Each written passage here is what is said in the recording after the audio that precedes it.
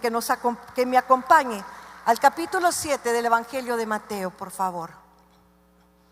Y en el versículo 7, la palabra del Señor dice: pedid y se os dará, buscad y hallaréis, llamad y se os abrirá. Porque todo aquel que pide recibe, y el que busca halla, y al que llama se le abrirá. Si usted se da cuenta, esta cita bíblica siempre la hemos usado en el sentido de lo que es la oración, pero el Señor Jesús también la utiliza en el sentido de la intercesión. Verdaderamente el Señor está buscando quien se pone a la brecha para ser un intercesor y buscar al Señor.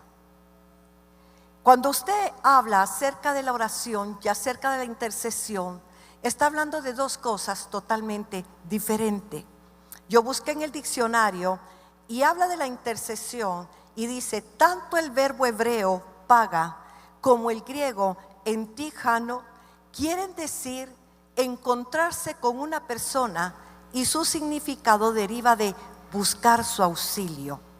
Así que depende de un sentido de solidaridad entre las personas que van a buscar el bien de otro, y la convicción por parte del intercesor de que Dios puede salvar o beneficiar a las personas necesitadas por quien nosotros estamos intercediendo. Cuando nosotros venimos a la palabra del Señor, nosotros nos damos cuenta verdaderamente que el ministerio del Señor Jesucristo fue un ministerio de intercesión. Fue lo que Él hizo todo el tiempo por la gente por la que Él oró, por la gente a la que Él sanó, por la gente a la que Él se le acercó. Así que vemos nosotros la obra del Espíritu Santo a través del Señor Jesús, intercediendo, clamando, gimiendo, alcanzando a todos para Dios. Así que Él vino a mostrarnos, Él vino a enseñarnos, Él vino a decirnos lo que verdaderamente nosotros teníamos que hacer por los demás. Así que podemos ver nosotros entonces que la intercesión es la forma más profunda, amorosa y poderosa de orar conforme a la palabra de Dios, y es una obligación fundamental de todo cristiano. La oración intercesora verdadera tiene que ser dirigida e inspirada por el Espíritu Santo. Así que hay algo que yo le quisiera compartir. Estamos en un tiempo muy difícil. Estamos viviendo momentos duros y momentos difíciles, donde solamente la iglesia del Señor Jesucristo puede hacer algo por las naciones, donde solo la iglesia del Señor Jesucristo puede hacer que la tiniebla retroceda, y donde solo la iglesia del Señor Jesucristo puede hacer que se cumpla la perfecta, la buena, la agradable voluntad de Jehová nuestro Dios. Somos importantes porque cada uno de nosotros, de los que estamos aquí, somos piedras vivas en las manos del Señor. Y quiero decirle algo: cuando yo estaba sentada y que nos pusimos en adoración, el Señor habló a mi corazón y el Señor me decía: esta siempre fue una iglesia guerrera. Esta siempre ha sido una iglesia intercesora. Esta siempre ha sido una iglesia que se movió en el poder del Espíritu Santo, donde la gloria de Dios se manifestó y donde la gente estaba de pie oyendo la voz del Espíritu Santo y siguiendo lo que el Espíritu Santo seguía. Sin embargo, ese tiempo de gloria del Señor pareciera que se hubiera desaparecido, y entonces me dijo el Señor: tú vas a pasar y tú vas a hablar lo que yo te voy a decir, porque yo quiero desatar la gloria postrera.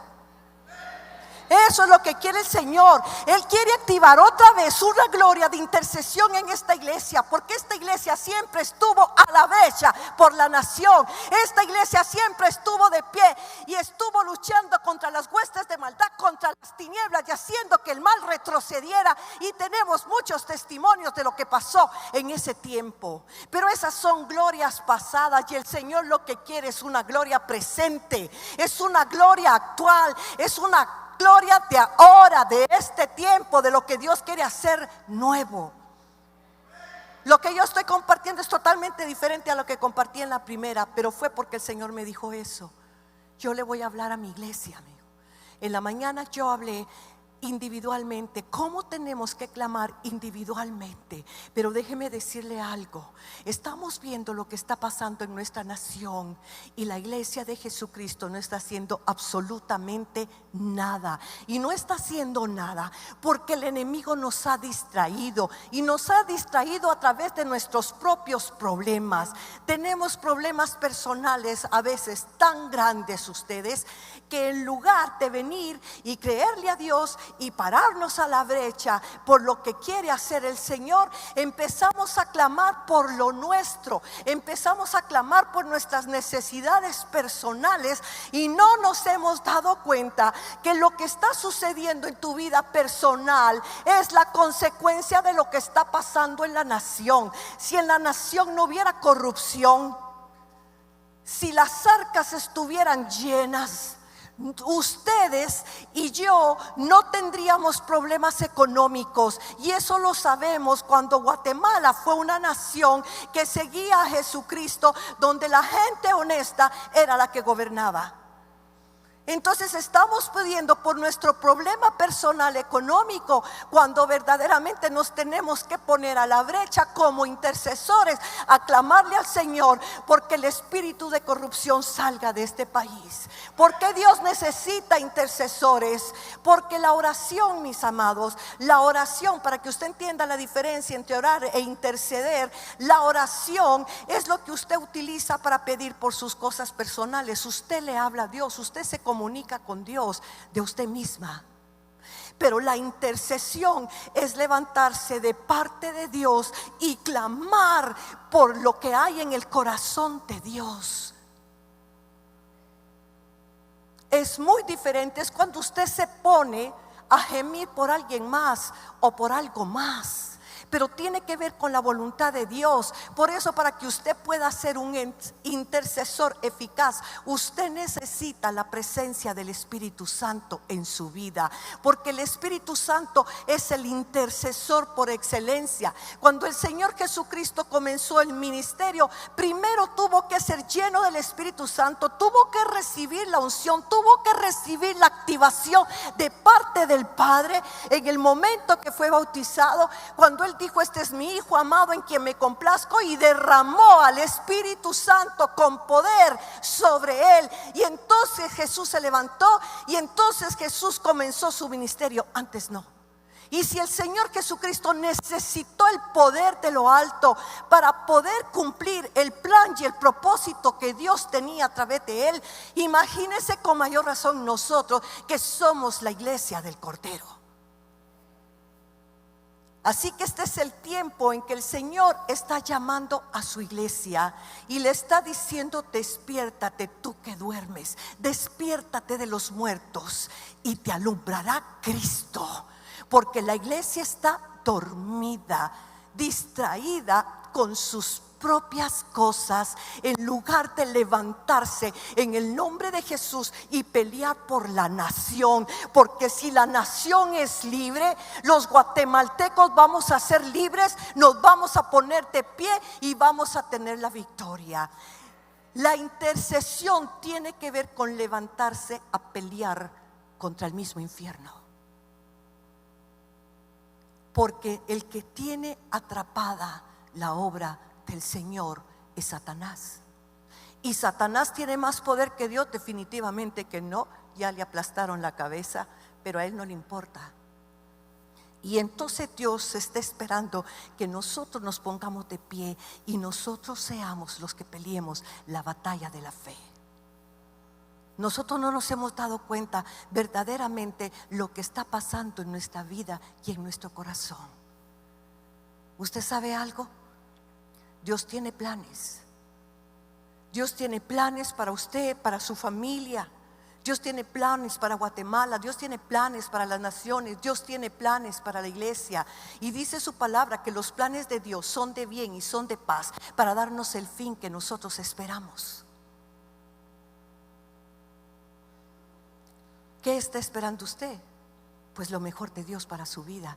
Y eso es lo que Dios tiene para cada uno de nosotros.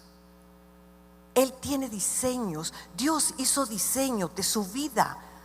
Dice el Salmo 139: mi embrión vieron tus ojos, tú me formaste en el vientre de mi madre.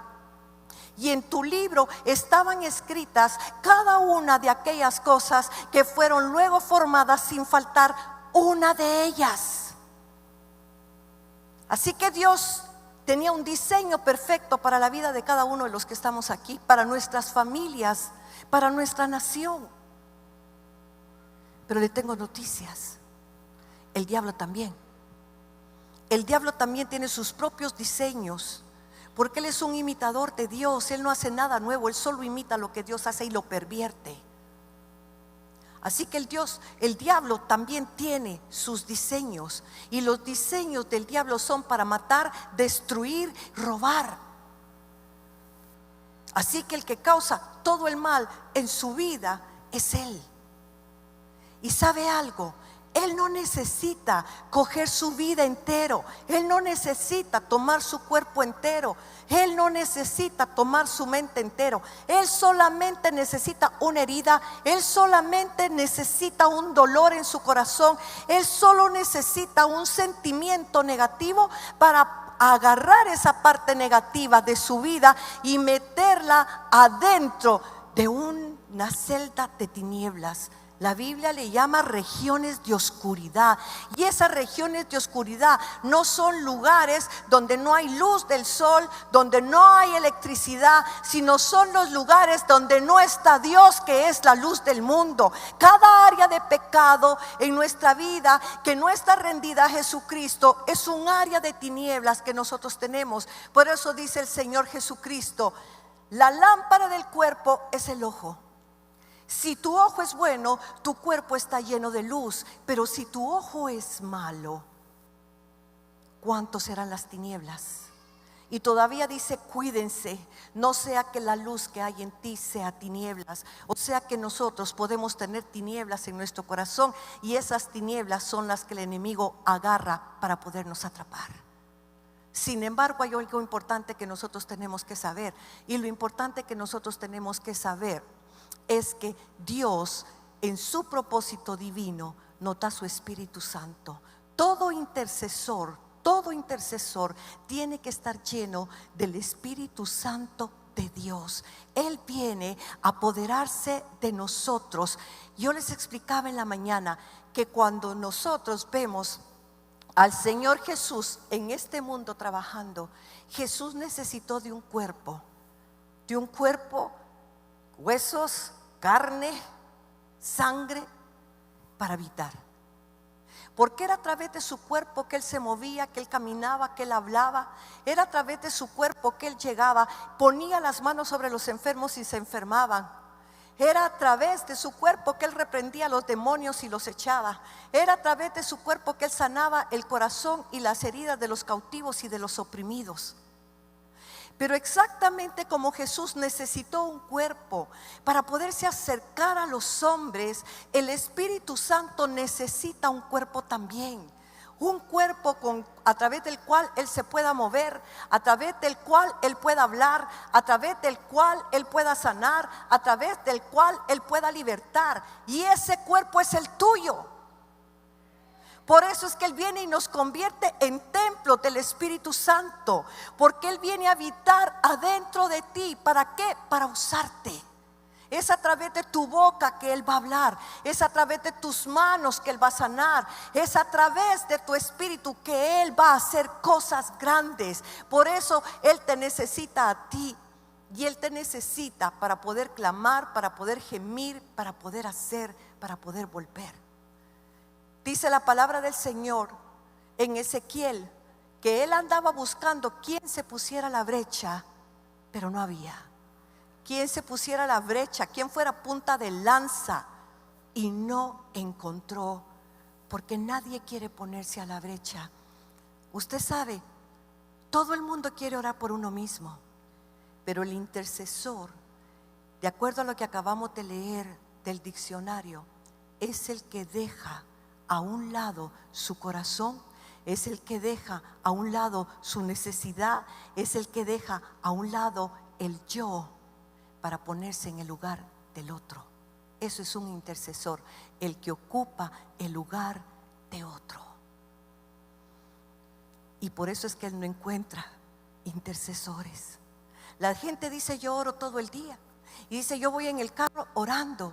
Y eso es fácil. Usted en el carro puede ir platicando con el Señor, pero cuando usted tiene que ser un intercesor, usted no puede ponerse a interceder en su carro, porque para interceder se necesita que haya revelación, se necesita que Dios nos guíe, se necesita que Dios nos muestre, porque usted no sabe contra qué está luchando. Nosotros vemos, como dice Jesús, la apariencia, pero el corazón solo lo mira a Él. Por eso es que Él es efectivo en la intercesión, porque Él sabe contra lo que usted está luchando, y sabe que cuando usted está en intercesión, usted está levantado a favor del necesitado, a favor del enfermo, a favor del alcoholizado, a favor del derrotado, a favor del oprimido. Usted está clamando por aquel que está atrapado por Satanás, y el que se levanta a gemir, a clamar, a llorar, a interceder,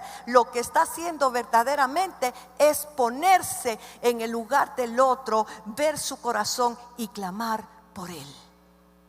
Mire, la intercesión es el poder de Dios, porque el reino de los cielos no consiste en palabras, el reino de los cielos consiste en poder de Dios. Y eso es lo que Él está buscando, el poder del Señor. Mire, nosotros estamos muchas veces viviendo un cristianismo frustrado. ¿Sabe por qué? Porque estamos orando, pidiendo y no vemos nada. No pasa absolutamente nada, y nosotros no sabemos verdaderamente qué pasa, y entonces nos frustramos, nos enojamos con Dios, dejamos de clamar, dejamos de pedir, porque decimos: ¿para qué si no pasa nada, si no vemos nada? Y no nos damos cuenta verdaderamente que lo que estamos haciendo es pidiendo mal. La Biblia dice: ustedes piden y no reciben porque piden para su propia conveniencia. Siempre estamos pidiendo para nosotros mismos, pero Dios quiere que nosotros pongamos nuestra ansiedad sobre Él, porque Él tiene cuidado de nosotros, y entonces nos pueda usar efectivamente donde Él quiere estar. El Señor nos está llamando a ponernos de pie por alguien más, y le pido al Espíritu Santo que me ayude a explicarle esto, que verdaderamente es que me está pasando algo. Siento una necesidad que me tengo que quitar los zapatos, y estoy peleando con el Señor por eso, porque me da mucha pena y me da mucha, pues no les quiero faltar el respeto a ninguno de ustedes, pero desde que yo empecé a hablar, Él me dijo que me quitara los zapatos, y la verdad, por respeto a ustedes no lo quería hacer, pero yo sé que no voy a poder seguir hablando si no lo hago, así que perdónenme. No quiero ser irreverente, no quiero ser irrespetuosa, no quiero faltarles el respeto, pero yo tengo que obedecer al Señor. Yo tengo que obedecer. Estaba peleando con Él, pero Él sabe por qué me permite eso. ¿Y sabe qué? Es la segunda vez que me lo hace. Hace muchos años el Señor me dijo un día, estaba yo en un evento evangelístico con pastores y gente que no conocía al Señor, cuando el Señor empezó: quítate los anillos. Estábamos en la adoración, me los quité. Al rato me dice: quítate el collar. Después me dijo: quítate el reloj, y yo me quitaba todo, y de repente le digo: Señor, me estás quitando todas las cosas, no me quites los aretes. Sin aretes me siento desnuda. Y ya no me dijo nada, pero cuando iba a pasar, me dice el Señor: te quitas los aretes o no pasas. Señor, los aretes no pasas. Me los quité. Pero lo tremendo fue cuando yo estaba enfrente, cuando yo ya iba a empezar a predicar, me dijo: te quitas los zapatos. Y le dije: Señor, yo no me puedo quitar los zapatos. Este es un lugar evangelístico, hay pastores y hay gente que no te conoce. ¿Te quitas los zapatos o no te dejo hablar. Y sentí que me apretaron la garganta ustedes. Y entonces empiezo yo con todas las excusas: perdónenme, yo no sé qué van a pensar, yo no sé esto, el otro, pero el Señor me está diciendo que no me deja hablar si no me quito los zapatos. Al final me los quité. En eso llegó el pastor y fue a conseguir una alfombrita para que me parara, y le digo: pastor, gracias, pero si el Señor me dijo que me quiere de los zapatos, no me quieren alfombra. La cuestión, para no hacerles larga la historia, cuando yo salí de ahí, porque el tema era despojándome de todo lo que me aparta de Dios, cuando me subo al carro le digo toda triste: Señor, ¿quiere decir que el collar, los aretes, el reloj, los zapatos son más importantes que tú? Y me dijo: no, tu dignidad. Y si tu dignidad es más grande que yo no puedo usarte como quiero. Y por eso estaba peleando yo con Dios ahorita, porque creo que mi dignidad todavía está un poquito más fuerte que Él. Pero Dios nos quiere hablar. Pero Dios nos quiere hablar, porque muchos de ustedes llevan años de estar clamando por hijos, por esposos, por padres, por hermanos, por trabajos, por la situación económica, y en sus vidas no ha pasado absolutamente nada, porque ustedes se han dedicado a hablar con Dios, en lugar de tirarse al piso y decirle: Señor, ¿cuáles son las armas que yo necesito para enfrentarme al enemigo y poder luchar y poder pelear contra esta situación que me está quejando ahorita? Hemos dejado que el enemigo se meta a ustedes, hemos dejado que el diablo se meta a nuestras casas, se meta a nuestra congregación, se meta a nuestra nación. Y no hemos hecho nada más que llorar y nada más que quejarnos, cuando verdaderamente tenemos un Dios todopoderoso que vino a este mundo a enseñarnos qué era lo que teníamos que hacer para recuperar el poder que Adán le entregó a Satanás. Y pareciera que nosotros se lo siguiéramos dando a Satanás en lugar de recuperarlo para el Señor Jesucristo, y para que se vea el poder y la gloria del Señor en tu vida, en tu casa, en tu nación, en tus hijos, en tu marido y en la gente por la que tú clamas. Él dijo: clama a mí, que yo te responderé y te mostraré cosas grandes y ocultas que tú no conoces. Jeremías está hablando de cosas que Dios no ha hecho. Está hablando de cosas que tú y yo ni siquiera entendemos ni nos imaginamos. El problema es que cuando nosotros oramos, nosotros nos imaginamos cómo va a venir la respuesta, nos imaginamos lo que Dios tiene que hacer, y Dios lo que quiere es hacer cosas nuevas en tu vida, cosas nuevas en tu nación, cosas que no han existido, que es mostrar su poder, su gloria, lo que Él es verdaderamente. Eso es lo que quiere hacer el Señor. Pero nosotros nos hemos conformado con sentarnos a llorar delante de Él y decirle: Señor, ten misericordia de mí, mira lo que me está pasando, no te das cuenta lo que estoy sufriendo. A Dios no le conmueven tus lágrimas, a Dios lo mueve tu fe, a Dios le mueve el que te hagas uno con Él, el que tú grites como lo dijo Jesús cuando le dijeron: Señor, enséñanos a orar, y Él dijo: venga tu reino y se haga tu voluntad en la tierra como se hace en el cielo. Pero nosotros le pedimos que se cumpla nuestra voluntad, que Él haga nuestra voluntad, en lugar de decirle: ¿cuál es tu perfecta? ¿Cuál es tu buena? ¿Cuál es tu agradable voluntad para esta situación que estoy viviendo? ¿Cuál es tu plan? ¿Qué es lo que tú quieres hacer? ¿Qué es lo que tú has determinado a hacer? Estamos pidiendo por nosotros, pero no estamos pidiendo la voluntad de Dios. No estamos clamando para que se establezca el reino de los cielos, sino nuestro propio reino. Pastores haciendo reinos, padres haciendo reinos, hijos haciendo reinos. ¿Y el reino de Dios qué? Si Jesús vino para establecer su reino, Jesús vino para que hubiera luz, Jesús vino para que hubiera vida, Jesús vino para que hubiera bendición, prosperidad, honra y gloria. pero no lo estamos viviendo y hemos dejado que el enemigo avance y hemos dejado que el enemigo nos haga retroceder, teniendo nosotros las armas poderosas de Dios para destruir las fortalezas que el diablo quiso levantar sobre esta nación y sobre nuestras casas. ¿Qué está pasando, iglesia? Nos decimos iglesia, pero no hacemos lo que Cristo nos dice. Así que Él dice: ¿por qué me llaman Señor y no hacen lo que yo les digo? Entonces, ¿de qué nos quejamos y de qué lloramos y por qué nos apartamos del Dios vivo?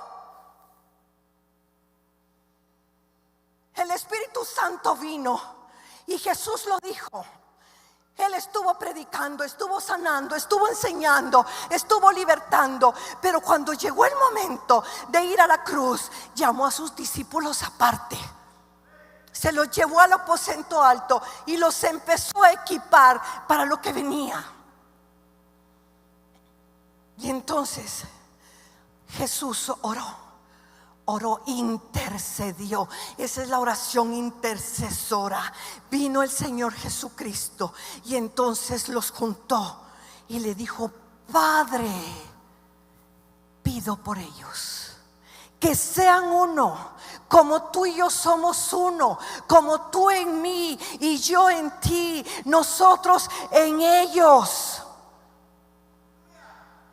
Oiga, no solo pido por ellos, pido por los que van a creer por la predicación de ellos. Y ahí estábamos tú y ahí estaba yo. Por los que van a creer por esa predicación. Estaba pidiendo por todos los cristianos de hace 2000 años. Todas las generaciones que iban a ser tomadas y poseídas por el Espíritu Santo. Y entonces Él les dijo: a ustedes les conviene que yo me vaya, porque cuando yo me vaya voy a enviar al Consolador, en griego Paráclito. Y Paráclito quiere decir uno que ayuda. No los voy a dejar huérfanos. Sino, ¿quién es el huérfano? El que no tiene padre. Entonces, ¿qué espíritu era el que iba a enviar? Contésteme, ¿qué espíritu era el que le iba a enviar? Si era para que no estuviéramos huérfanos, el Espíritu del Padre. Entonces, ¿quién es el Espíritu Santo? El Espíritu Santo es el Espíritu del Padre, morando en ti, vil pecador, en mi vil pecadora. Pero por eso nos lava, nos perdona, nos limpia con la sangre redentora del Cordero, para darte una nueva vida y poder tomar posesión de ti y poderte usar. Eso es lo que quiere el Señor, usarte, pero usarte para sus propósitos, no para los tuyos. Por eso cuando el Espíritu Santo viene, óyeme lo que voy a decirte: si Él entra, tú sales, porque Él entra como Dios y tú eres hombre. Y dos voluntades juntas no pueden permanecer. O es la voluntad de Dios o es tu voluntad. Pero tú tienes que decidir quién va a gobernar tu vida, si tu carne, tu yo. Óigame, Jesús vino a tratar con el pecado. El Espíritu Santo entra a tratar con tu yo. El Espíritu Santo no viene a tratar con el pecado, porque el pecado ya lo trató Jesús en la cruz del Calvario. El Espíritu Santo viene a tratar con tu yo, porque tu yo es la respuesta a la caída de Adán. Eso es tu yo. Así que Él tiene que tratar con tu yo, porque tu yo es la respuesta al pecado. En tu yo es tu alma. ¿Y qué es el alma? Mente, voluntad y emociones. Eso es. Y Él no puede usarte si eres una persona emocional. Él no puede usarte si eres una persona racional. Porque hay gente que la mente lo traiciona y hay gente que las emociones lo traicionan. El Espíritu Santo viene para tratar con tu yo y que tu yo se sujete a Él, porque si se sujeta a Él, tú vas a poder oír la voz de Dios y tú vas a poder obedecer la voz de Dios, y entonces vas a tener la victoria de Dios sobre tu vida. Antes no. Así que es importantísimo que nosotros entendamos que cuando el Espíritu Santo viene a tu vida es porque te necesita. Miren, las cosas de Dios trascienden. A Dios no le interesa sacarte del problema económico que tienes ahorita. A Él le interesa sacarte a ti y a tus generaciones de ese problema económico que estás pasando tú ahora. ¿De qué le sirve que salgas de esta situación y dejes atada a tus generaciones? Dios está detrás, porque detrás de ti está detrás de tu descendencia y de tus generaciones, y de hacerlos libres a ti y a tu casa. Por eso dijo: cree en el Señor Jesucristo y te vas a salvar tú y tu casa, porque a través de ti el Señor va a llevar libertad a los cautivos, a los oprimidos, a los que están mal, a los enfermos. Quiere cancelar enfermedad. ¿De qué le sirve sanarte de una enfermedad ahorita? Lo que quiere es cancelar, anular, revocar, destruir, desarraigar la enfermedad de tu cuerpo para sacarlo de tus generaciones. Es un Dios que trasciende, es un Dios que trasciende, es un Dios que trasciende. Él no se limita a algo poquito y nosotros limitamos a Dios. Y no hemos entendido que al que quiere usar el Señor es a su mismo pueblo. Quiere usarte a ti en la intercesión, que te pongas a la brecha por ti, no por los tuyos. Por los tuyos. Pero si mi nieto apenas tiene 2 añitos, sí, pero va a crecer. Y ese nietecito de 2 añitos ya tiene encima la sombra de la maldición que lo quiere alcanzar, pero el poder del Padre que lo quiere libertar. Y te necesita para que desde ahorita la vida de él sea diferente a la que tú has tenido. Así que por eso el Señor esta mañana nos habla. Miren lo que es trascender. Empecé trabajando hace muchos años en un hogar de niños. Fui parte de las fundadoras de ese hogar, pero después de un tiempo, cuando yo me enfermé y pasé mi proceso, me retiré. Pero es un hogar de niños. Y entonces nos daban a los niños en custodia.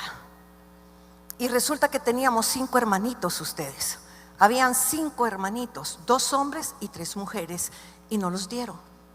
Pero después de un tiempo nos llegó una nota diciéndonos del juzgado de menores que nos iban a quitar a los hombrecitos porque los iban a enviar a otro hogar de niños, solo de hombres. Y entonces nosotros dijimos: bueno, ya no tienen papá, ya no tienen mamá, ¿qué va a pasar con estos niños? Y entonces dice una de las hermanas que acaba de irse con el Señor, viene y dice: pongámonos en oración. Éramos 6 nada más en ese entonces. Pongámonos en oración y en ayuno una semana, 7 días de oración y ayuno, pidiéndole al Señor que no nos quiten a los niños, que los deje juntos, son hermanitos, que no separen más a la familia. Y durante 7 días oramos y ayunamos ustedes. Pero miren, de verdad fue un ayuno severo, clamándole al Señor, intercediendo porque no separaran a esos niños. Como a los 15 días llega una nota del juzgado y nos dicen que habían reconsiderado y que ya no nos quitaban a los niños y que no los dejaban. Y nosotros nos pusimos felices, ustedes todas emocionadas, porque habíamos tenido una victoria en el Señor. 2 años después necesitábamos meter luz en el hogar porque teníamos solo planta de gasolina. Y entonces, pero nos salía muy caro. Y de repente un grupo de rotarios de Nueva York vienen a Guatemala a dejarnos una ofrenda de $10,000. Nos costaba 70,000 quetzales meter la luz. Y nos venían a dejar la ofrenda. Y traían bicicletas y juguetes y de todo para los niños en el hogar. Y van viniendo, y con ellos venía el presidente de ese club rotario. ¿Qué le parece que se enamora de los 5 niños y los adopta? A los 5. Y se los lleva a Nueva York a vivir con ellos, y allá están. Se da cuenta que Dios no quería separarlos en ese momento, los quería juntos, les quería dar un hogar, les quería dar una familia. ¿Se da cuenta a dónde quería llegar Dios con esa oración y esa intercesión y ese ayuno? Nosotros no entendíamos cosas que ojo no vio, que oído no escuchó, que no han subido al corazón del hombre. Son las que Dios tiene preparados para los que lo aman. Pero nosotros limitamos a Dios. Queremos que nos saque emergentemente del problema de ahorita, cuando Dios quiere librar tus generaciones y trascender tus generaciones con lo que Él quiere hacer. Así que esta mañana verdaderamente lo que el Espíritu Santo está diciendo: yo quiero derramar otra vez esa gloria en el Shaddai.